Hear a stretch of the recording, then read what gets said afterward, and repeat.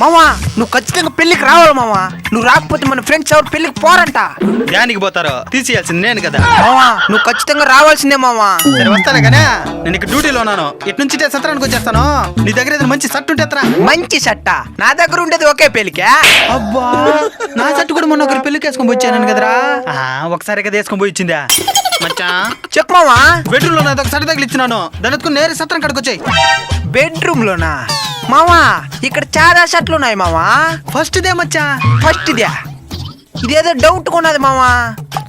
Doubt కొన్నదే. దాని ఒకసారి వాసన చూడా. వాసన